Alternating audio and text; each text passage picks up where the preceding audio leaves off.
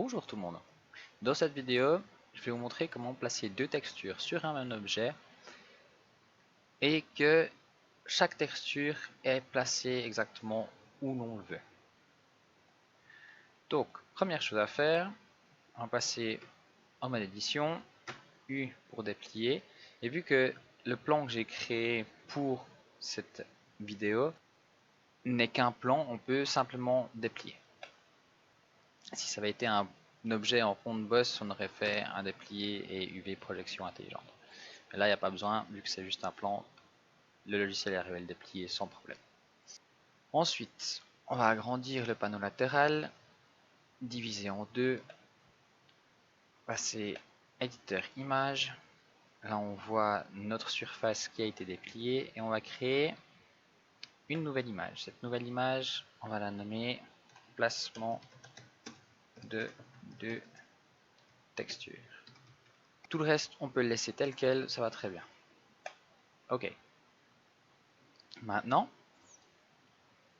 on va ouvrir l'éditeur de nœuds, un nouveau matériau,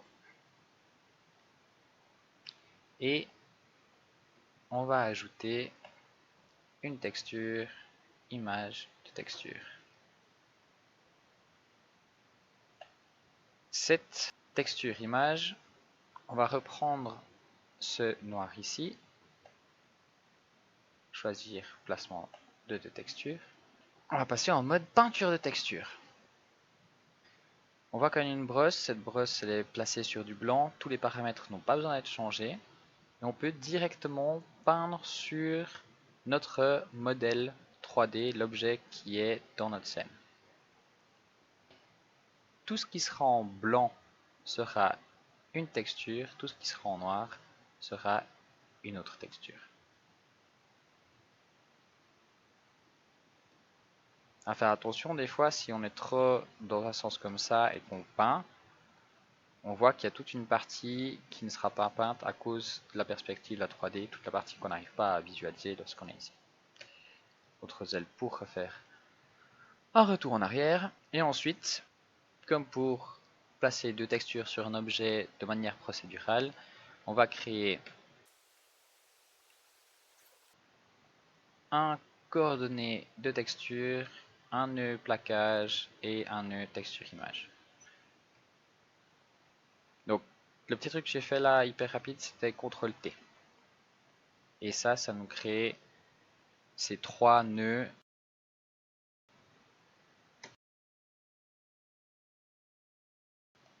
Ensuite, on peut faire un Shift D pour dupliquer ou un CTRL C, CTRL V pour copier et coller. On va choisir une image texture, donc du rocher et de l'herbe. Dans ce cas-ci, après, pour vous, vous pouvez choisir ce que vous voulez. Donc, l'herbe, et pour ici, texture, rocher, je pense que c'est celui-là. Voilà, je prends celui-là. Et pour les lier ensemble, on va mettre un shader de mélange.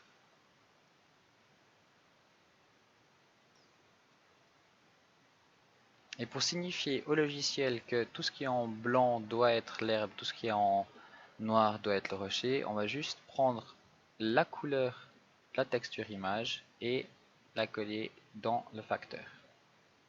En vue de rendu, on voit que ce qui est en blanc, c'est la deuxième texture, le rocher, tout ce qui est en noir, c'est l'herbe. On n'a qu'à intervertir les deux. Et maintenant, tout ce qui est en noir, c'est le rocher, tout ce qui est en blanc, c'est l'herbe. Vous pouvez toujours revenir enlever du blanc en mettant du noir. Ça va faire que toute la partie qui est en herbe, elle va disparaître, va devenir du noir et deviendra du rocher. Ensuite, on peut devenir un peu plus pointu et se dire, par exemple, dans ce petit trou ici, il y a pas mal d'eau qui va s'accumuler, du coup, il y a de la mousse qui va se créer, et c'est un endroit où la vie, elle pourrait prendre forme, et on aurait des petits points d'herbe par-ci, par-là. Je pense que c'est fondamental d'apprendre à réaliser ceci afin d'avoir des résultats qui sont plus réalistes.